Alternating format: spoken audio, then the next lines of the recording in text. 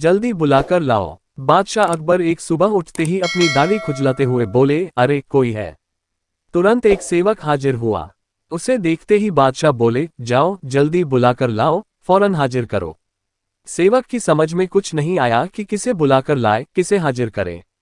बादशाह से पटलकर सवाल करने की तो उसकी हिम्मत ही नहीं थी। उस सेवक ने यह बात दूसरे सेवक को बताई, दूसरे ने तीसरे को और तीसरे ने चौथे को।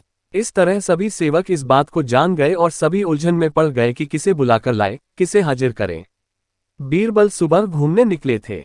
उन्होंने बादशाह के निजी सेवकों को भाग दौड़ करते देखा तो समझ गए कि जरूर बादशाह ने कोई अनोखा काम बता दिया होगा जो इनकी समझ से बाहर है।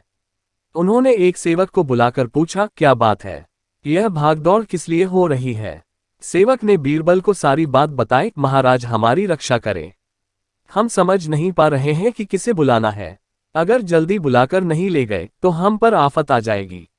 बीरबल ने पूछा, यह बताओ कि हुक्म देते समय बादशाह क्या कर रहे थे।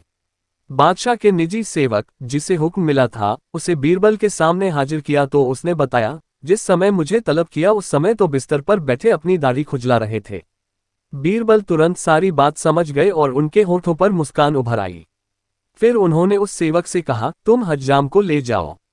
सेवक हज्जाम को बुला लाया और उसे बादशाह के सामने हाजिर कर दिया। बादशाह सोचने लगे, मैंने इससे यह तो बताया ही नहीं था कि किसे बुलाकर लाना है, फिर यह हज्जाम को लेकर कैसे हाजिर हो गया। बादशाह ने सेवक से पूछा, सच बताओ, हज्जाम को तुम अपने मन से ले आए हो या किसी ने उसे ले आने का सुझाव दिया था। सेवक घबरा गया, लेकिन बताए बिना भी तो छुटकारा नहीं था। बोला, बीरबल ने सुझाव दिया था, जहां पनाह। बादशाह बीरबल की बुद्धि पर खुश हो गया।